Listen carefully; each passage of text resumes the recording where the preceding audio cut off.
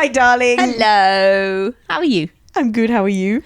I'm good. I feel like it's been ages. I was just going to say the same thing. I'm excited. Me too. To chat about what we've been watching. What have we been watching? We've been watching Virgin Island, Oh, yeah. The Last of Us. Oh. And for those who pay for the Patreon, we've been watching I Kissed a Boy. Yeah. Because we're going to talk about that this week's episode in there. In there. Shall we get straight to Virgin Island then? I think so. I think it's on the tip of our tongue. Ooh. We haven't seen the final yet. No. So no spoilers there. We've seen up to episode 5. Yeah. Oh, is episode 6 the final? I think so. I mean, I hope so. I want to talk about episode 3 because I found that I loved that episode. Oh, you did love I that loved episode. It moved you. I cried about 3 times, and now we're both a bit confused about, oh, maybe it is actually quite a good thing, but I still feel completely squiggly about it. I mean, maybe the thing that's weird is the fact that it's on telly. Let's be honest. But also, I'd rather it kind of be on telly to make sure that we can see them and they're okay. Also, which we've said as we've been watching, it's just different with the male practitioners. It just is. It's not just us being lesbians. Like, that is weird and a bit even when the women are hectic. straight, like the man coming out and being like, so this is my penis. We can. It's just different. That's an exhibitionist for some reason. Like, that's a guy. That's a flasher. Yeah. It just Why is he a feels flasher different. and the other woman who's showing her fanny spread open is not a flasher? I don't know. But so the bits that made me cry were, what's her name? The one who realises that she's a lesbian. Taylor, I think her name is. That was just so moving when It she was goes moving. and has the session, because like up until this point, kind of all of the VTs that she's been in, she's been on the edge of tears, if not crying, just kind of talking about not much really, like so fragile and obviously holding something in. And then she had that horrible session with the bald surrogate partner man. Yeah, if you're scared of sex and someone's bisexual, I don't think the best idea is to throw them in a room with a bald man with a massive penis. Give her a minute. And also, she's not bisexual, so there we are. Yeah, well, exactly. And then we get the lady surrogate who just literally touches her feet and she cries because she's so relieved because she doesn't feel She's scared. not scared. It was amazing. The fact that she was scared was so heartbreaking, and it was so moving that meant something to her. Yeah, and then she was actually like excited to go back to the group and tell them all, I'm a lesbian! Yeah. And make awkward little jokes about it and stuff. Yeah, bless her that she was holding that back. And then she had her first ever meaningful kiss, is what it was referred to as. With the surrogate in the next episode. Isn't that just so lovely that the thing that we're thinking about how maybe this is actually just good is that they've all got so much tension and like fear about crossing like that one boundary that it just to stop them all from doing anything. It's like less about penetrative sex in the virgin sense and more just about like that level of intimacy that they've never had, and it feels so scary and intimidating that they just can't do it. And I do think now that they've like actually just done stuff, it'll all be a bit easier. I would hope so. And like learning to just like lie down next to each other without thinking you've got to think of something to say, and allowing yourself to be awkward and stuff like that. But I did feel for Taylor when she then had the session where she did eventually kiss the surrogate, but she said like at one point, I just feel really ugly or something, or I don't feel attractive enough. Yeah. And because I think I very differently to Zach, which we'll get to, she, I think, is like a good old lesbian, is thinking, oh God, does this surrogate want to be doing this? Is she pretending to be attracted to me? Is she actually attracted to me? Like, what's going on? I don't want to just feel like, how much can I believe when they're saying you've got beautiful blah blah blah. Yeah, like she kind of wanted to be able to believe it a bit or something, and she almost felt guilty, like she didn't want to impose herself on someone. But then I think she managed to like loosen up and And I think the surrogate was having the best time with her. Yeah. That she'd had with anyone. Yeah, and it's also interesting, isn't it? Because that is sex work, right? Yeah, like this whole thing is sex work. We've been trying to work out like what the difference is between like hiring a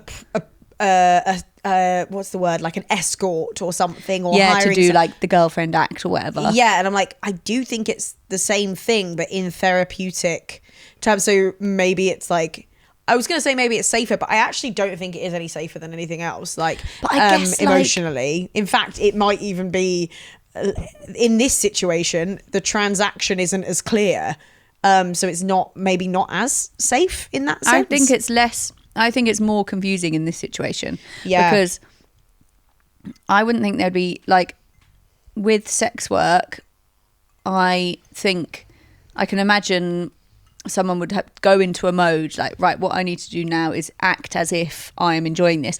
Whereas it leaks out of the sessions, like when they all sit around and talk about the people and they're like, oh, you know, he was so lovely because he could, like, there's a sense that they actually do care for them in a wider way. Yes. And that they can realise the attractive qualities about them. I don't know. It's like about them individually as clients. Yeah. Yeah. So like it's like therapy, I guess. Like, yeah. Like when therapists will kind of act like a real friend or a real parent almost, and it's like, are they doing that? Are they acting that way because they know that's what they need to do to get the therapy to work best on you? God. Or do they actually feel like that because that's how vulnerable they need to be in order to provide the service that they're providing? I don't know. I can't quite explain what the difference is, but if it's something that if I was one of the virgins, I would find it hard to let go without either falling down a little narrative of like, oh, maybe they actually do love me though, or like maybe they actually hate me. It almost feels so like, I'm like, why is there no one observing? Because do you remember, like, after the Zach thing, they went and had another session with the other therapist, and like they had that space to talk. And at the start of, I think it was at the start of Zach's as well, they had her there to talk it through. Well, I think they had that. I think they will have had that with everyone. For everyone, yeah. But we haven't seen it. Yeah. I kind of think that's bad as well, because it makes it look seedier, the whole situation. I'm like, why can't you show us? Like, I want to know how these, like, I'm kind of more interested. Yeah. This isn't entirely true, but I'm really interested in like their line of work and what that means, and I feel like there should be a show about that.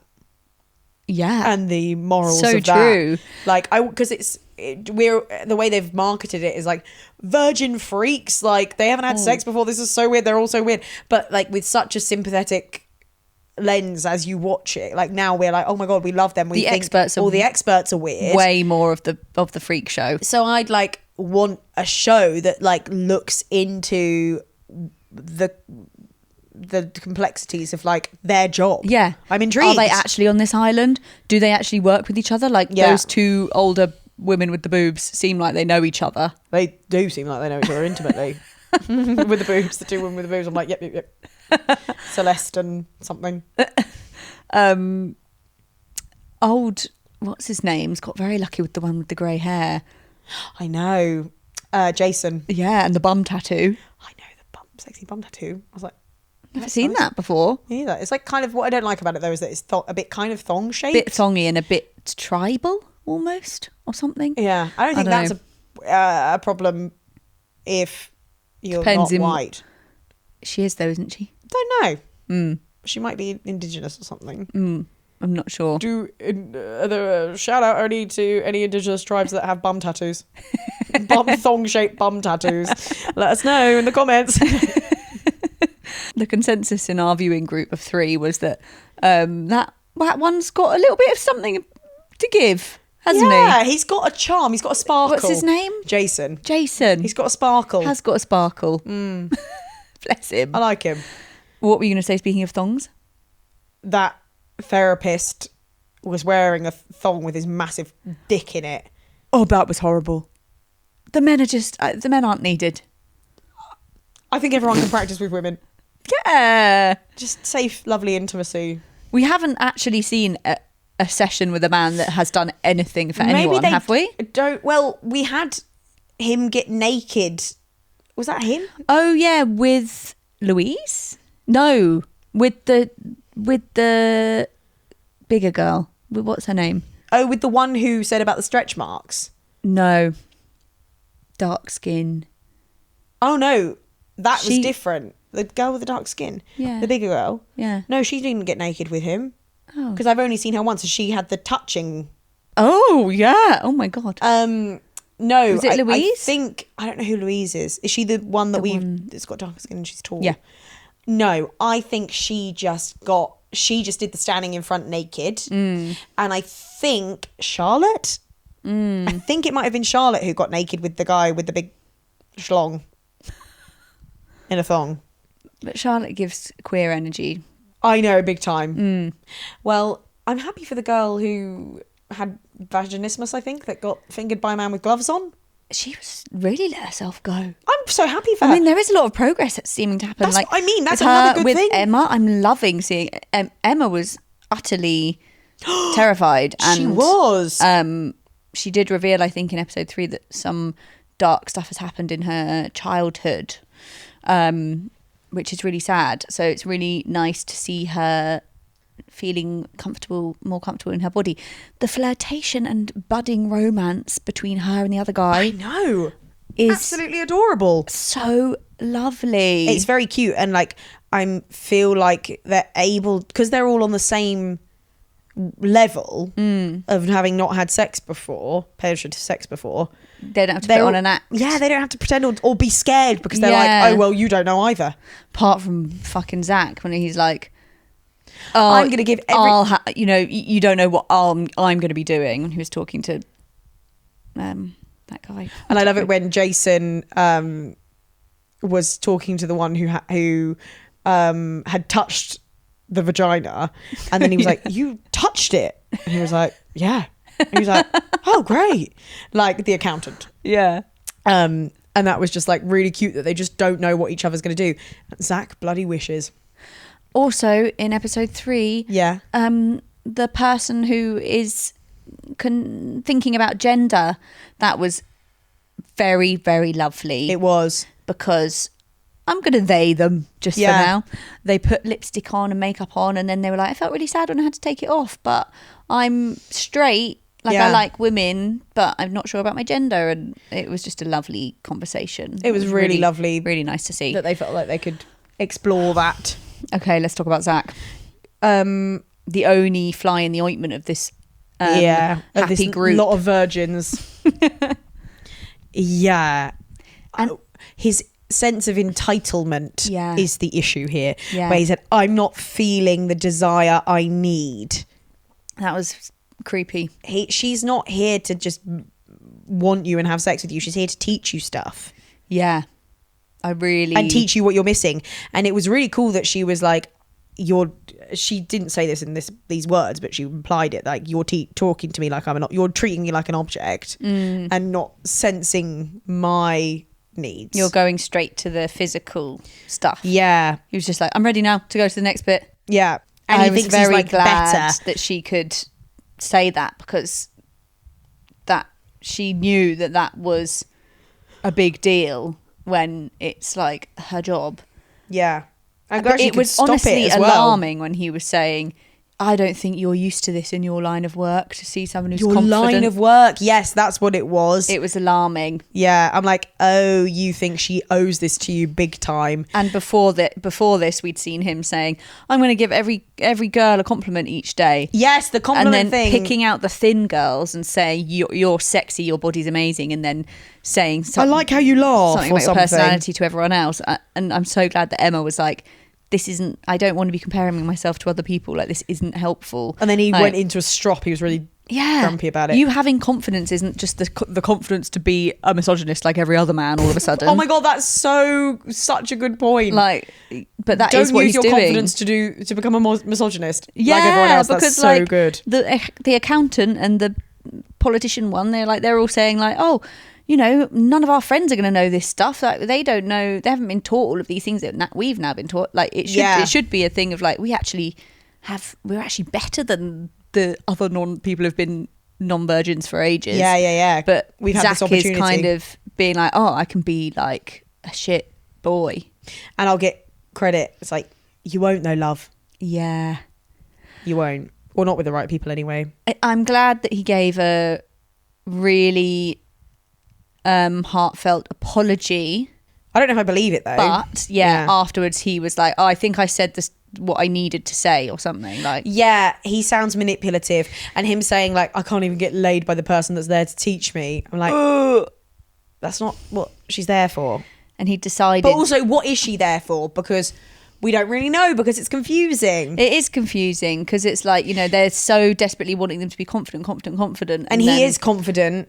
Yeah, but I guess it kind of sheds light on the fact that you would feel maybe a little bit protected by the fact that you would know, as one of those surrogates, that you would always be in the slightly more dominant position and the showing people position. Yeah. And I don't think I think that's fair enough to feel comfortable in that role of like knowing that someone might almost be like a bit grateful to be kind of guided. Yeah. And then all of a sudden he was like, you need to do this for me. Yeah. And you're intimidated by me, and it's like, no, she's doing her job.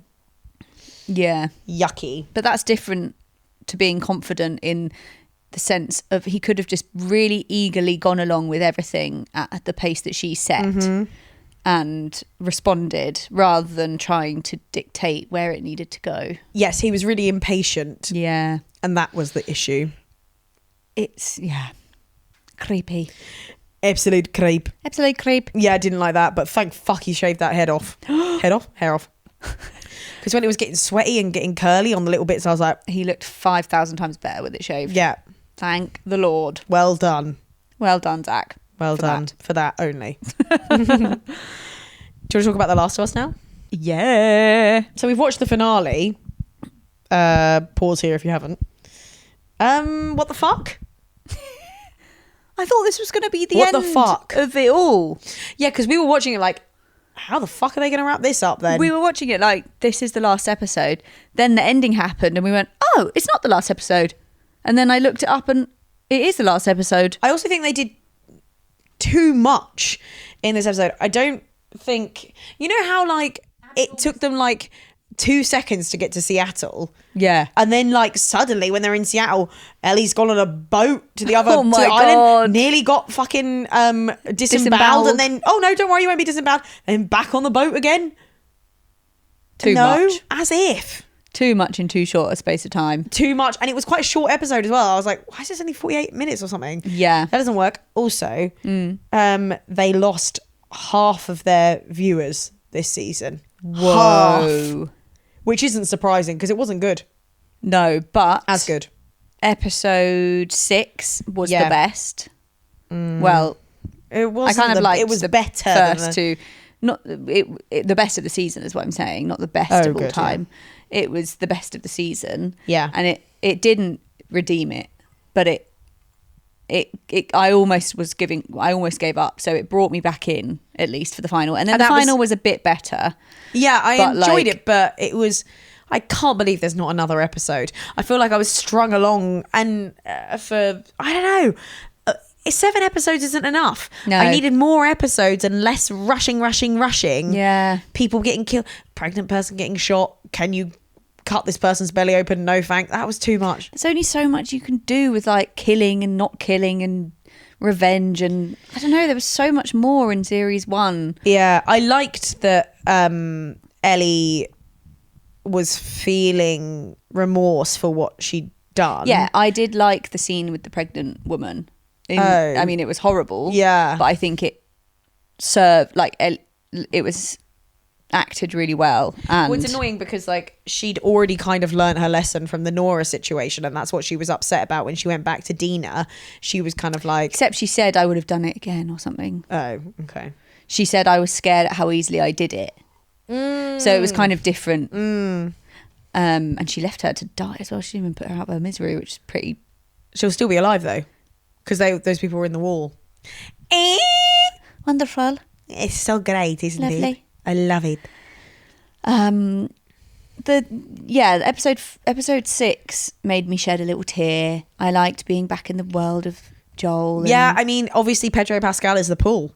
Yeah. And that's why loads of people left. But he was always going to die. But they could have had more flashbacks, had more... I don't know. I guess it was a tough source material to be working with. I wanted to see more of the Seattle people as well. Who the fuck are the Scars? And who the fuck is this? I don't even know what the Wolves are.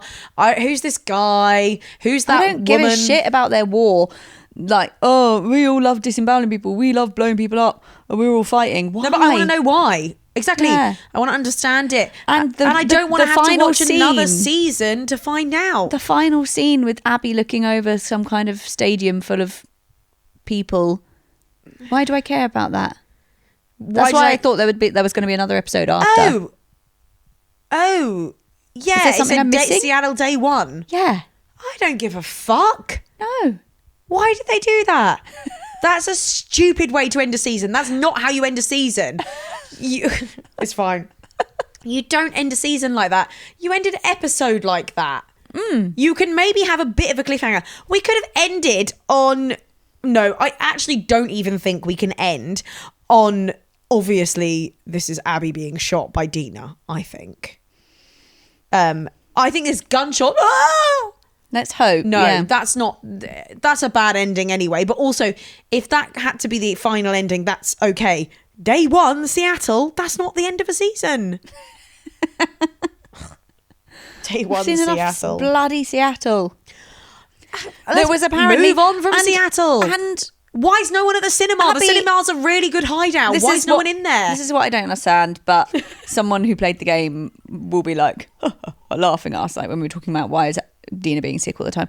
But if Abby has been part of the Wolves for a while, who is based in Seattle, which is a 5-minute trot on the little pony away from Jackson or wherever they were living. Yeah. Why did it take her like 3 years to 5, I think, to painstakingly track Pedro Pascal through the whole sphere of the globe when she was just living next door to him anyway? Don't know, love. And then Ellie only has to hop on a horse and there she is. For 2 seconds. It's annoying. It's annoying. Would you stay in Jackson, not move? Well, yeah, but it all got ripped apart by zombies, didn't it?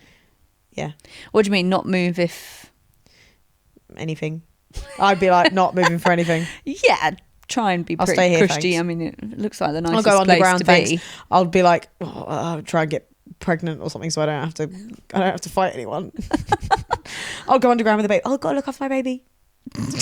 Oh, got to look after my other baby and my 7 others. Forever and ever, amen. And then by the time I'm old, I'll be too old to fight the zombies, so... Yeah. It's a good idea. Thanks. It's either that or die. Oh, as you know. Yeah. Ellie gets out of all the scrapes though, don't she? Every time. Every bloody time. The disembowelment one was really annoying. The disembowelment one is bad. I saw a thing online that said like Ellie from season 2 of The Last of Us is an entirely different character that we haven't seen before. Yeah. Which is interesting and probably true.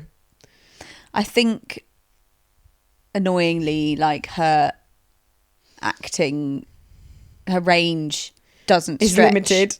Yeah. And I think like I've heard that production team was a really lovely place to work. So they probably weren't dicks, and they probably didn't say like, you've got to go and train in martial arts and get a bit buff and stuff, because that's a shit thing that people make actors do. Yeah. But like she maybe needed to look a little bit more like meant to be out on patrol by militia, and she was being trained. Yeah, that's so true. And that was what we said about Abby, when for some fucking reason, which I still don't understand and I might have missed it, the guy that runs the Wolves, whoever he is obsessed with Abby. We can't lose Abby. And then she was like, what do you love? He's like, I'm little thin girl. He's my little arm. These two tiny girls are the strongest people you have, which is cool if like, but let us see them being strong. Yeah. You know, Not just Dina outstronged Ellie, and Dina's got the GHD hairs. Hairs. The DHD hairs. Is that what they were called? GHDs. GHDs, yeah. Yeah. Jesse's dead. Jesse's dead. Poor old Fine. Jesse. R.I.P. Yeah. Yeah. See ya. Series 2. Bye-bye. Bye. I'm glad I don't have to watch that anymore because it was horrible. It was too scary, but also not good enough. And that's on that. We've had an announcement that season 2 of Ultimatum Queer Love It's at the end of the next month. around the corner. Yeah, it's at the end of June. So excited. I'm really excited for that. That was a good show. We're One gonna of see the some only Lesbos shows X. where you get a little bit of body diversity as well. Some different Yes. shapes and sizes. There's like, Which yeah. even in the fucking... Well, you do, Well, with, Virgin the, you do Islands with the as well, virgins, actually. but Yeah. not with the experts. And I'm like, come on, experts. You can't be like, here is my humble body. And my then be like, breasts are perfect. Yeah. Here is my perfect vagina. yeah. And my flat stomach. And my big, fat, juicy ass. Okay, perfect person. Daisy Flynn, when did you get on the telly? Well, So we'll watch the rest of Virgin Island. yeah, got the finale to watch. What else? What else we can watch? Andor. Oh, yeah. So Virgin Island, Andor, and any other recommendations that you all may have. And as we said, we'll be talking about I Kissed a Boy on the Patreon. Yep. And other little bits and bobs. So, Including a roundup of my 30th birthday. yes, 30th birthday chat. Sign up to the Patreon if you want to hear all of that good stuff. Yep. Patreon is doing the maths. As is the TikTok and the Instagram. Go follow those things. TikTok's having a fun time over there. There's some good conversations. So if you want to get involved in some mad commentary, you're welcome to join. It Do it is- on our behalf. Because it to is be good honest, fun. it's overwhelming.